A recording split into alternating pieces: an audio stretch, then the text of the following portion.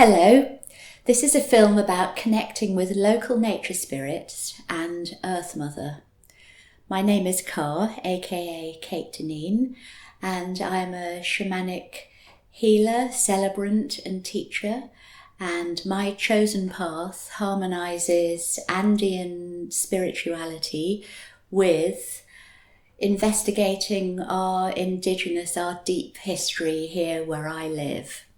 And our ancient heritage we can get glimpses of when we go to the archaeological record, when we read legends, history books, and we can gain some insight into how our ancestors lived here, but that has been interrupted by that their spiritual relationship to the land, that aspect has been interrupted by the Romans, Christianity, industrialization, you name it.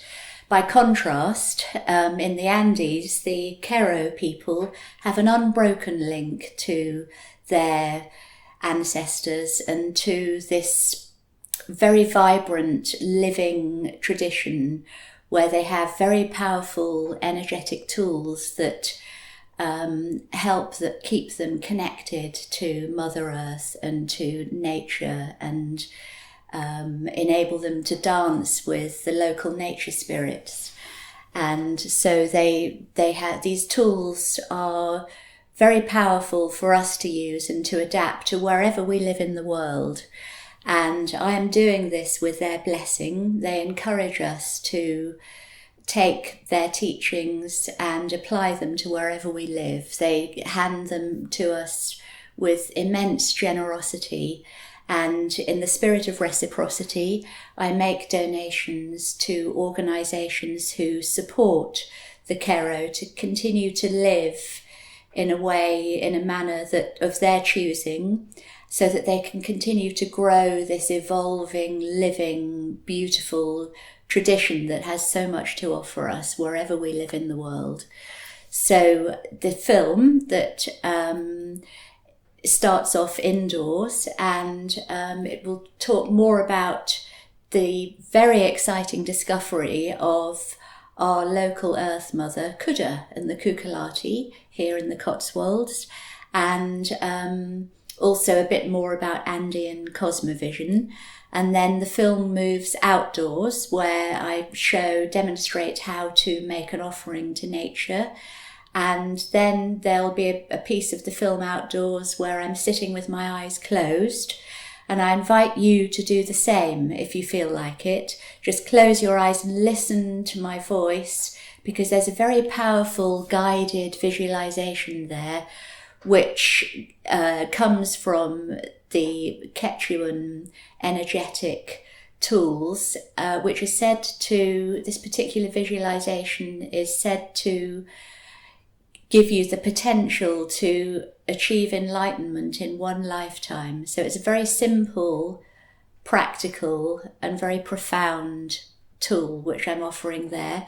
And then we come back to the film indoors, where I reveal the experiences, the messages, or the responses I've had from Spirit when doing ceremony and when making offerings out in nature. And you'll notice when we cut to the film that my hair is very long, and this is not because of the magic of shamanism. It's because when we made this film, it was during lockdown, and fairly soon after lockdown I had my hair cut. That said, I hope you enjoy the film. My journey with our local Earth Mother goddess here in the Cotswolds began when I went to an exhibition curated by a local artist, Patricia Bryan, whose frieze is behind me here. And that was where I first heard the name Kuda and the term the Kukulati. And it was really exciting to make this discovery of our indigenous Iron Age goddess here in the Cotswolds. And that led me onto a journey of discovery, and I read this book, The Tribe of Witches by Stephen Yates, which was very inspirational. And then that led me on to reading The Quest for the Shaman by Miranda Aldhouse Green. And then that led me on to reading Sacred Britannia, also by Miranda Aldhouse Green. And what all of this reading did was help me to develop a picture about how our prehistoric ancestors might have been. And so I'm not an archaeologist, I'm not a historian, I don't claim to be an academic on this subject, but I found looking at these sources really inspirational for giving me a backdrop to deepen my connection on the land with our Earth Mother Goddess. And this is something that you can do at home. You can look up archives and look in your local libraries and museums to do the same if you feel drawn to doing this. And I also went to the local museum in Gloucester and the one in Cirencester, where there are some wonderful depictions of the Earth Mother Goddess. And there's this one of an Earth Mother Goddess holding 3 fruits in her lap. It could be 3 apples. And the Dubonni were a Celtic tribe, and they often did things in triplicate.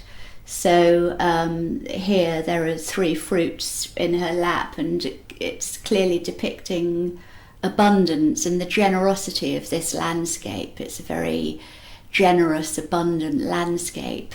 And here, also found in Cirencester, 3 goddesses sitting side by side, all holding, one holding a baby, another holding a loaf of bread perhaps, another holding fruit, again depicting fertility and abundance. So to me that really takes me into the mindset of the people who lived here in pre-Roman times and who really venerated the spirit of the land, the goddess, who looked after them with her abundance. And another at Daglingworth, Stephen Yates writes about this in The Tribe of Witches. At Daglingworth, where there's a water shrine, the seated Mother Goddess and the 3 cucullati were found, and in the inscription appears the name Q'ero, and so he has attributed the name Q'ero and the cucullati to this particular Earth Mother Goddess, with the 3 hooded cucullati, who are 3 hooded guardian spirits of nature, they appear to be.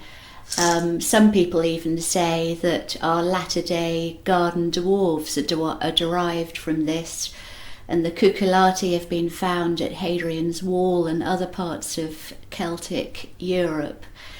Clearly Q'ero and cucullati are Roman names, and there's no writing from pre-Roman times, so we rely on those sources, but it's obvious that they're drawing on a more ancient goddess and spirituality. And here is a wonderful depiction of the cucullati, the 3 hooded guardian spirits who tend the goddess Q'ero. And it's a wonderful evocative image, and it seems that according to Miranda Aldhouse Green, in Cirencester there was a workshop where sculptors sculpted these, some of them very abstract depictions of the goddess and the cucullati, and then at other times very literal human versions. And so it's a really fascinating picture that starts to build up of what was here in pre-Roman times. And something that Stephen Yates suggests is that there are many place names around here, like very near to here, 5 minutes away, is Cud Lane, for example. Or there are many, if you look at the Ordnance Survey map, there are many place names that have cod or cud in them, and he suggests that this could be derived from Cwdda. And he even goes on to suggest that the very term Cotswolds could mean Cwdda's worlds. And clearly not everybody agrees with that. The academics around him don't necessarily agree with that point of view, but I really love that idea, because for me it helps me to animate my relationship with Cwdda, the Earth Mother Goddess of this land, and it gives me a pathway back through time to our ancestors who, without doubt, venerated the earth and the Earth Mother Goddess, just as they still do in the Andes in Peru. And of course, more empirical research that you can do, and that I've been doing around the Cotswolds here, is the ancient Iron Age hill forts, and there are a number of them around here, and they are obviously on high places overlooking the Severn Basin, the very rich, abundant River Severn and the fertile lands, and then these high places around them in the Cotswolds. And then predating them, we have barrows, chambered burial mounds around us, one of the most famous being Hetty Pegler's Tump, and which predates the Iron Age, but when you crawl into it and sit amongst the stones, it takes you back. It's the most evocative, atmospheric experience, and you're literally in the arms of Mother Earth and connecting very deeply with Mother Earth. And this is in a physical way, but also it really helps you to, it's like a portal to connecting with the spirit of Mother Earth, the Mother Earth Goddess. So that visiting that kind of a site can also help to inform your experience of this ancient, sacred, ceremonial landscape that we live in, and which, you know, we're blind to day for obvious reasons. And there's a wonderful film made by the prehistory guys called Standing with Stones, which looks at many ancient monuments across the British Isles. I really recommend that as another way of informing yourselves about our ancient history here. And for all those of you tuning in who live outside the British Isles, or for those of you who travel, as you know, Goddess appears in many different cultures. So for example, Gigantia and Gozo has wonderful ancient goddess temples, and the Hypogeum in Malta is an extraordinary underground temple, and also Machu Picchu and the pyramids, the Temple of the Sun, the Temple of the Moon on the coastal desert part of northern Peru. These are just some examples of places where you can find goddess culture. And as we know, we can reanimate our relationship with these ancient goddesses with our living energy, so that they cease to be just little figurines gathering dust behind glass in a museum, and they speak to us across time of the spirituality and mindset of our ancestors. And so what I'm going to share with you is some energetic exercises that help us to recalibrate our energy bodies so that we can meet these different faces of goddess wherever we are in the world and tune in. A really lovely part of Andean cosmovision is the concept of nature parents, and the idea that we all are plucked by our biological parents from the great mystery. We're a spark of light that comes from the great mystery, comes down into our mother's womb when the egg is fertilized, and our biological parents grow our biological body. And then when we're born, wherever we're born, and emerge from our mother's womb, the nearest water place, be that a lake, an ocean, a river, a waterfall, a spring, a well, would be our nature mother. And wherever a high point is, a hill or a mountain, would be our nature father. So wherever you are in the world, I would like to invite you to just think about where you were actually born and consider who your nature parents might be. It's a really beautiful thing to connect with, and you may like to make an offering of gratitude to them in this Andean cosmovision. Wherever we're born and grow up, the landscape around us gives us the material of our soul as we grow. So our biological parents give us our physical body, and our nature parents inform the growth of our soul. And we came via our guiding star as a spark of light, and it's to that we return one day. And as well as your nature parents, wherever you live now, there may be a power place which could be near water. For example, the inscription with Q'ero and the Cuculati and the frieze depicting Q'ero and the Cuculati was found at a water shrine.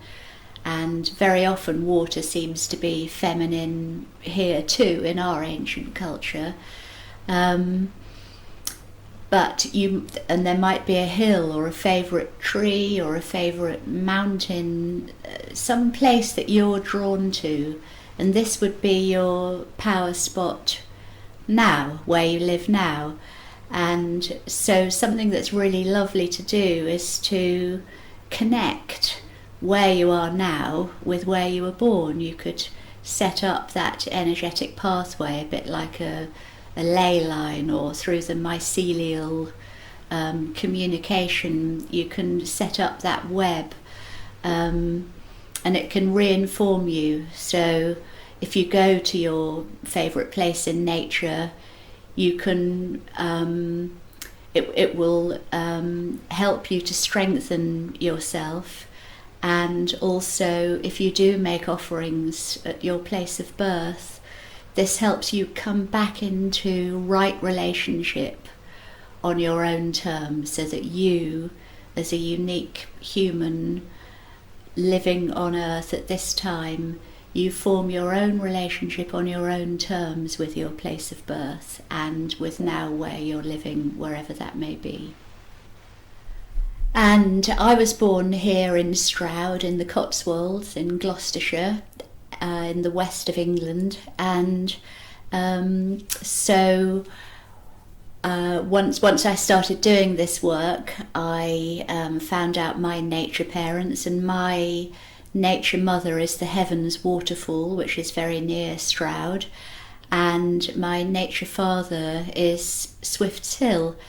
And so many years ago, when I was doing my training, we were encouraged to make offerings, and I was living in London at the time and made a bit of a pilgrimage of coming to Stroud, and I walked to Swift's Hill and had a little fire there, and made a dispatcho offering which included a baby photo, and it had the most amazing impact on my life, really, because I was ambivalent. Having grown up here and moved away, I was ambivalent about the area, but I found that doing this ritual cleared the energy, and it opened up new potential, so that a few years later I've now moved back with my partner and our lovely daughter, and I feel that that ritual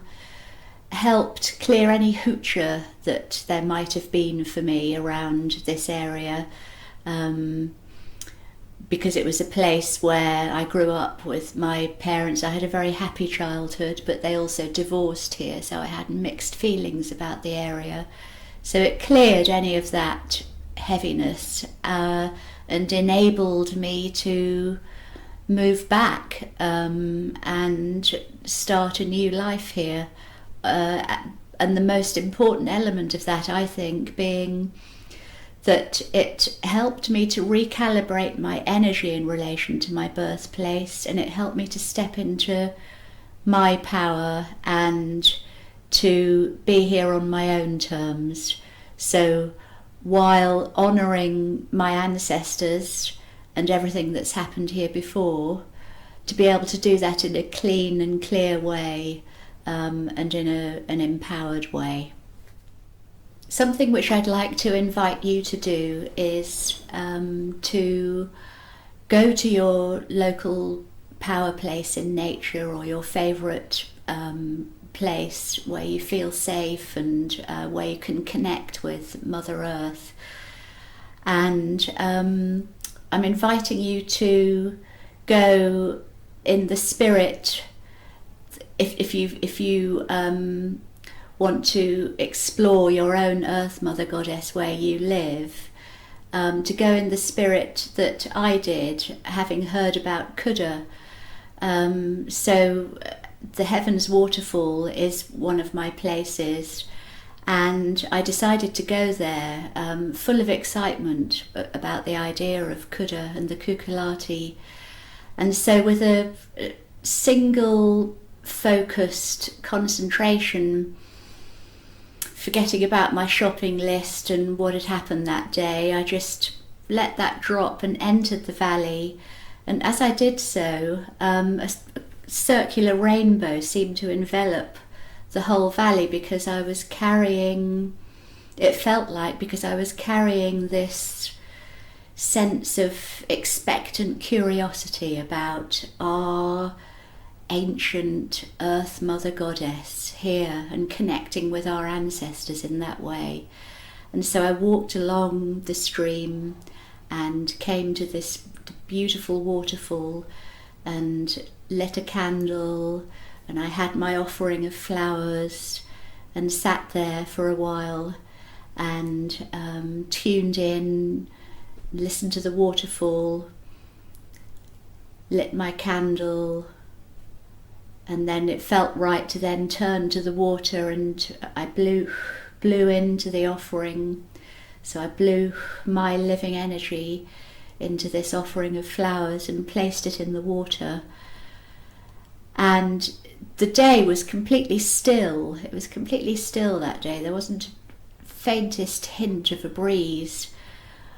But when I turned back, the candle had gone out, and that felt like an auspicious moment. It felt like, we've met, we've maybe we're just starting to dance a relationship with each other, and it felt very special.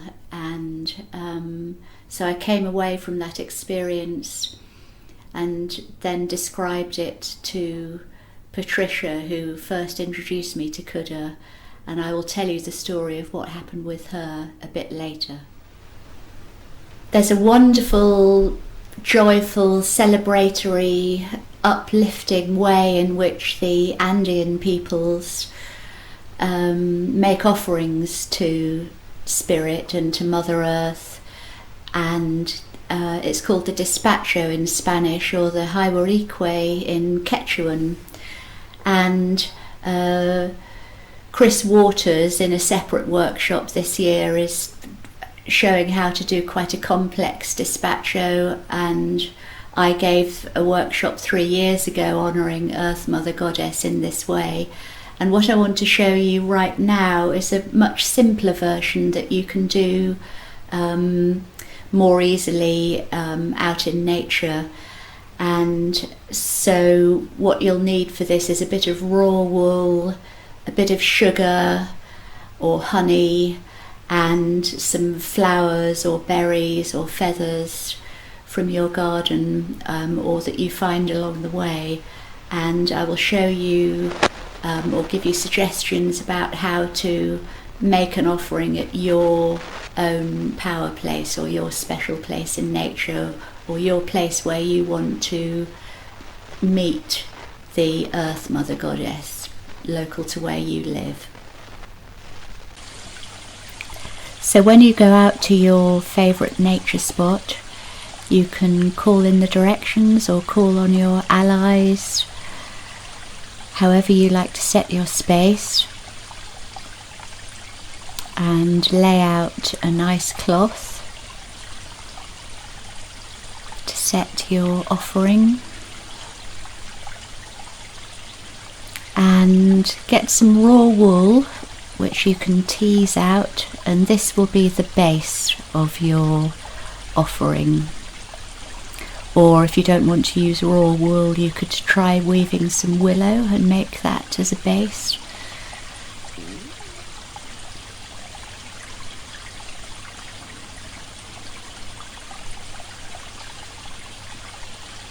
And you can take your time doing this, staying mindful and all the time calling. You can spritz or use incense. The spritz sweetens the living breath.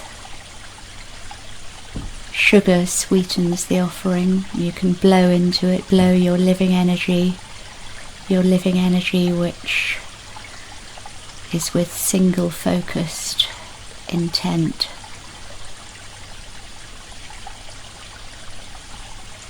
You can rattle, play your flute, your drum, sing, ring a bell. All of these things help call the spirits. Light a candle. And if you have smudge, sage, or I grow mugwort and mint and make smudge sticks that way, and that's also a really nice way to focus your intention, and you can waft that over your offering as well.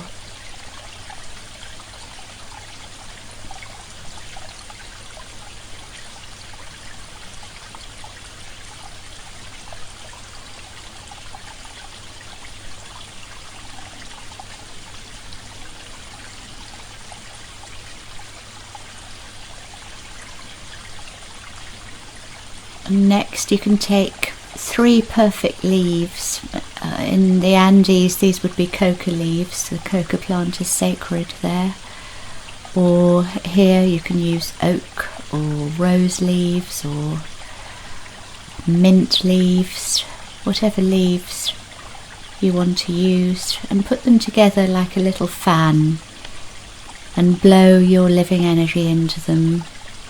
And the 3 represent right action, right relationship, right thinking, so belly, heart, the 3 eyes. Or they can also represent lower world, middle world, upper world, past, present, future. The main thing is you're blowing your love and intention and willingness to communicate and listen to the spirits. And here is a red rose and red berries. And it's up to you, you can play with this how you like, but in this instance I've brought a red rose and red berries to link with the blood of Mother Earth. So I'm calling on the healing energies of Mother Earth.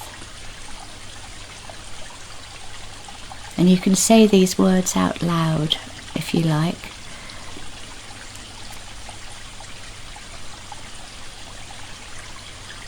And then you can smudge again.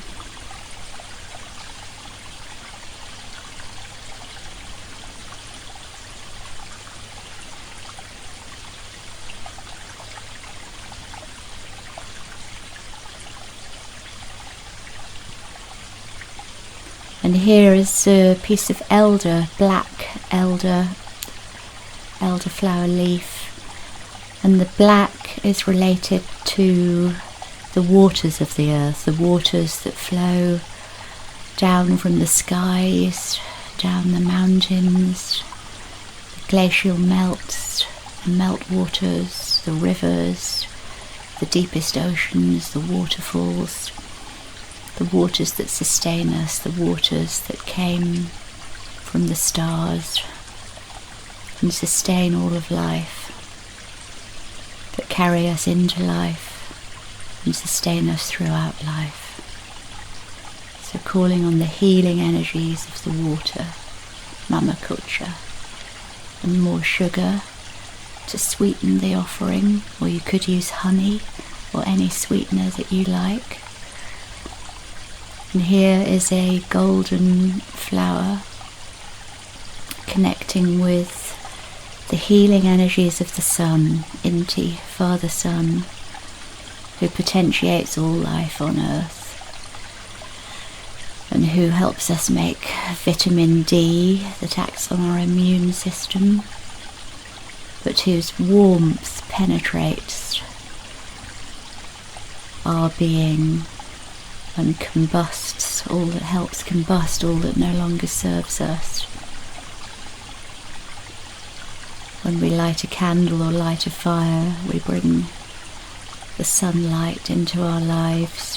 When we burn our inner fires, we combust Hucha that way, but also give thanks to Father Sun, Inti,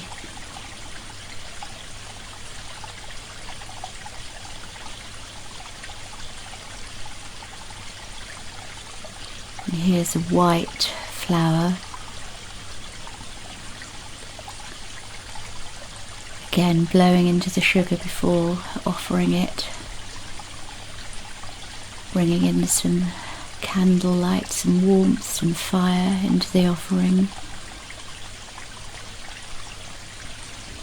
And this white flower blowing in, or silver leaves you could do. And this one is relating to Mama Wera, the wind who carries the seeds of our becoming, who moves the weather systems around the planet, who carries our songs and words and communication, and also this silver connects us to Grandmother Moon and the star brothers and sisters. So we're calling on Grandmother Moon wind and stars, star nectar.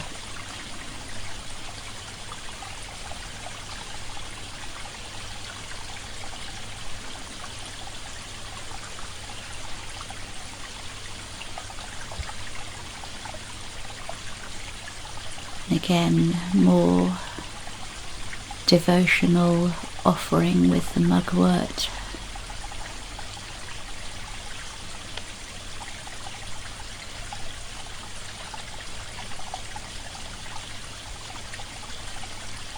And now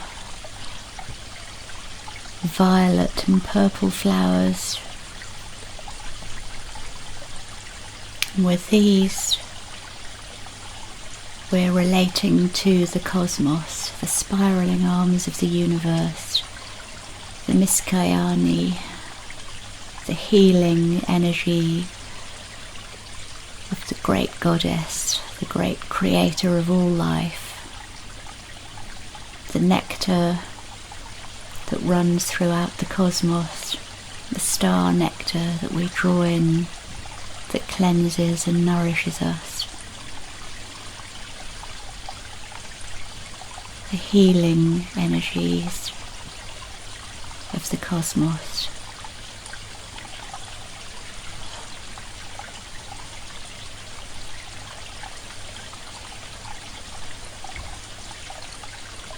And more sugar to sweeten our offering.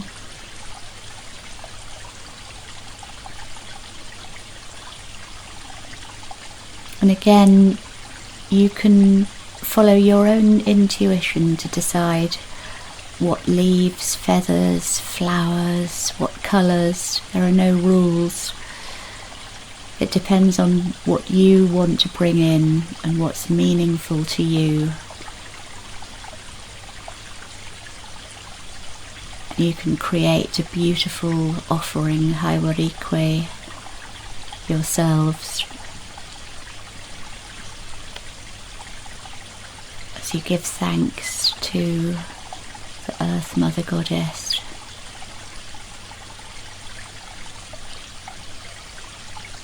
And all of the forces of nature.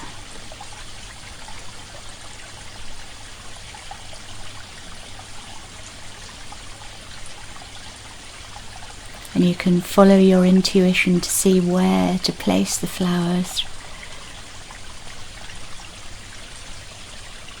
There are no rules. It's about creating beauty on your own terms, bringing your everything. When you breathe into it, you're bringing all of who you are in this moment and meeting Spirit and Earth and Goddess in this way, all of who you are in this moment.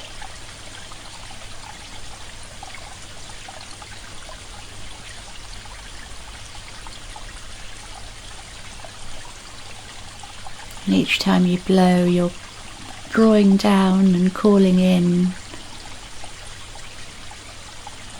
all of your allies and helpers, and the healing forces of nature,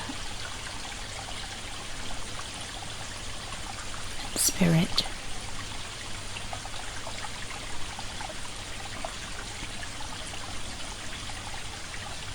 And in this particular instance, we are setting the intention to connect with our local Earth Mother Goddess.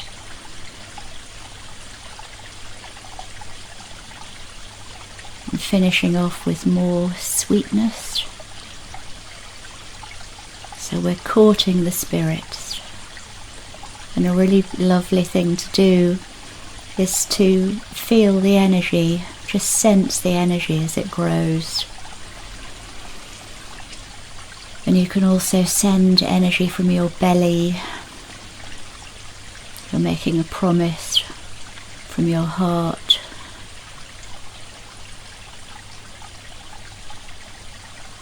And from your third eye, from your three eyes. So you're forming a bond or a relationship. You're letting your energies merge letting your energy in human form merge with this beautiful offering that you're making to Spirit.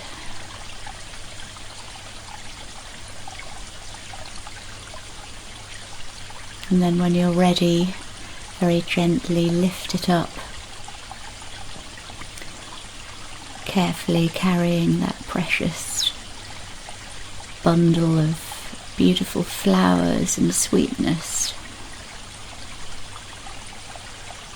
and your living energy that you've breathed into it, and the energy as it's built up, and place it where you want to place it.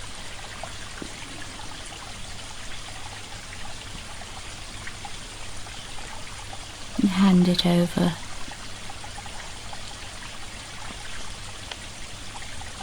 And then you may choose to sit with your offering. And I'm now teaching you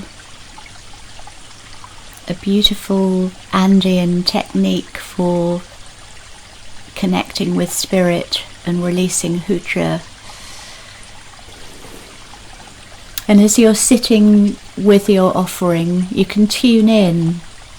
So imagining you're sitting on a high mountain with all the billions of stars above you, the stars at night. Imagine drawing down nectar from the stars, and let that flow down into your body, into your physical body. Let it draw it down through your crown into your physical body and your energy body.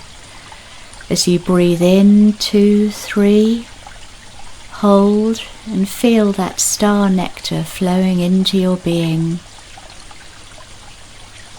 healing and cleansing and going wherever it's needed, any places of discomfort. And then on your out breath, you may release heavy energy to Mother Earth, knowing that she can mulch it. So anything that you are ready to release right now, on your out breath, release it through the bottom of your sitting bones, the bottom of your feet. Release it to Mother Earth, knowing she can mulch it. So breathing in, star nectar, 2, 3, and pausing. And breathing out, 2, 3, 4, 5, and releasing heavy energy to Mother Earth. Breathing in, star nectar, and breathing out and releasing heavy energy to Mother Earth. And then, as you've got into that rhythm, as you've given heavy energy to Mother Earth, so you may draw up refined energy from Mother Earth, which will really deeply nourish you.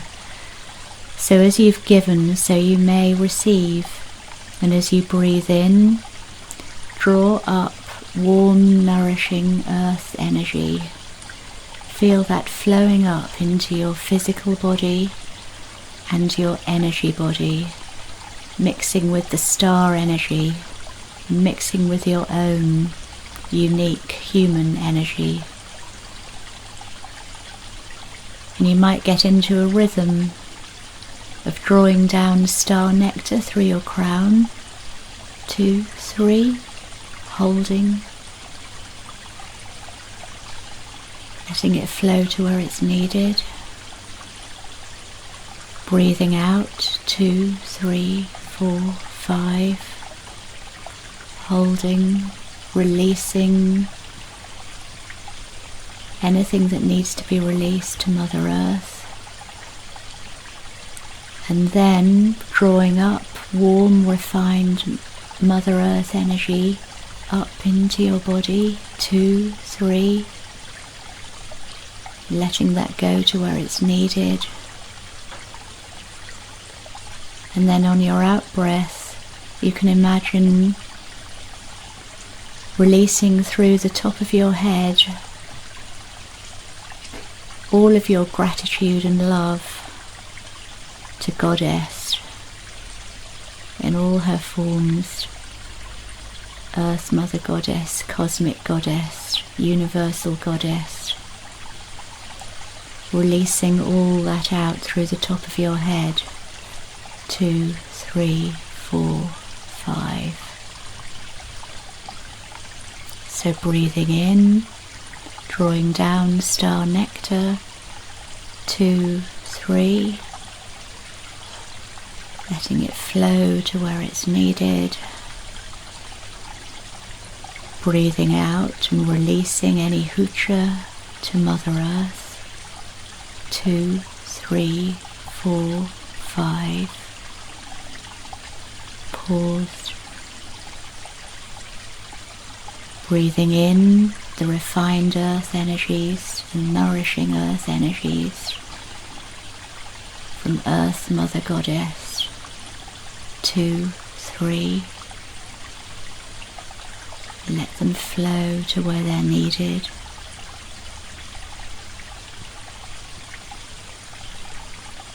And then gathering up all your love and gratitude and all that you've gathered up and taken in, releasing it back out through the top of your head, out to the cosmos. 2, 3, 4, 5. And hold. And in those moments of pause between the breaths, between the in and the out and the out and the in, we experience a mini death. Just a brief moment of suspension and utter stillness.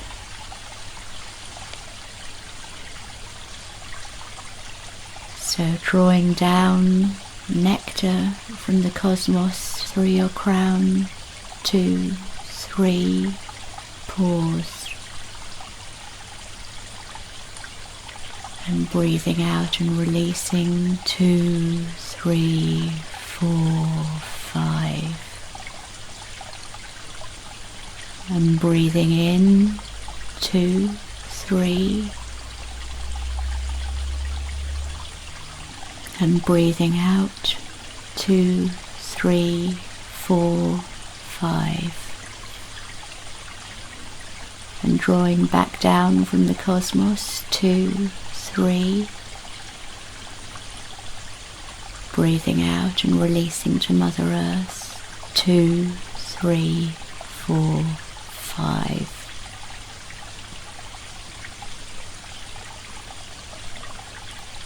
In this way you keep a loop of reciprocity going between cosmos, through you, Mother Earth, through you, back to the cosmos, honouring the Earth Mother Goddess.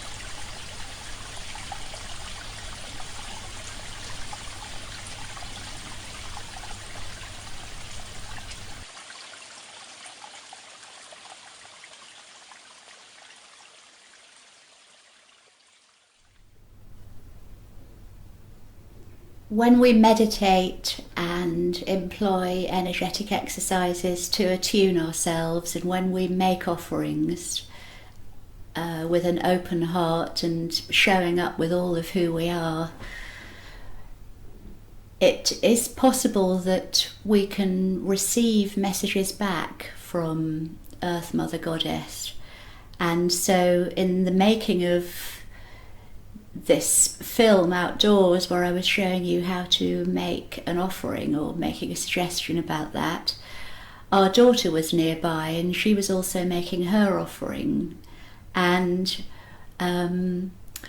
what she received back was the most beautiful stick that almost jumped out at her from the water, and it's beautifully, intricately, it's as though it's carved with spirals that I remember seeing at the goddess temple in Malta and Gozo, or the ancient Celtic symbols, or they're like the stone carvings on ancient megaliths, and they all appear on this little stick that she happened to find as she was making an offering, and it's very special, and she's put it on her altar. So I guess what I'm saying is that when we show up to Spirit with an open heart, with a single pointed focus, we drop all the distractions, it can be that we get a response, and that will perhaps authenticate our experience for us. And so other examples that I have had were a few years ago doing a ceremony in Avebury with a group, and at that point we were connecting with cosmologically and astrologically, we were connecting with South America in particular, and so there we were doing this ceremony connecting with South America. It was raining, but the rain stopped for the ceremony, and then it started raining again, and this double rainbow appeared over us, really vivid double rainbow, and in the clouds the shape of a hummingbird. And it really felt like Spirit was speaking back to us and thanking us for our ceremony. And so I guess what I'm saying is that it's about being alive to reading the signs in nature and noticing that synchronicity. And another example of Spirit responding when we make offerings in a heartfelt way was a few years ago doing a Haiwarikwe, a despacho on behalf of the late environmentalist and earth lawyer Polly Higgins and Jojo Mehta, and the theme for this, as they were taking ecocide law out into the world, was harmonising differences. And so there were about 30 of us who all contributed to this, and we then burned the despacho so that the offering would go straight to Spirit. And then, lo and behold, when we came to look at the scallop shell later on, Polly and I had a look at it, and there was a picture of the yin-yang sign made by the ash on this scallop shell, which seemed like an extraordinary affirmation of that piece of work, of harmonising differences. And one final example, which relates to Q'ero, was when I took Patricia to the heavens, and together we made an offering. We sat down, we lit a candle. There was a slight breeze that day, but the candle remained alight. We sat down, we had our offering that we were blowing into, we meditated, we tuned in, and then we turned away to make our offering to the water, and then turned back to blow out the candle, and it wouldn't blow out. So we listened and we thought, okay, we'll let it carry on burning for a bit, and then felt like the right time to blow it out. And when we blew it out, at that moment, the wax sculpture that had been created by the wind broke away from the main candle, and the wax sculpture, to me, looks like one of the cucullati. Well, thank you for watching the film, and that wind wax sculpture I keep on my altar because it's very precious to me. I hope you got some useful tips out of it, and I would love to hear from you if you have any queries or to hear about any discoveries that you make about your local Earth Mother, and hear about any responses you might get from your local nature spirits. And it just remains for me to thank Patricia for the beautiful Q'ero frieze which inspired my whole odyssey locally, and to thank the Q'ero for their beautiful wisdom, their living tradition. And finally, to say that if you want to get in touch with me, if you've got any queries or anything, my details will follow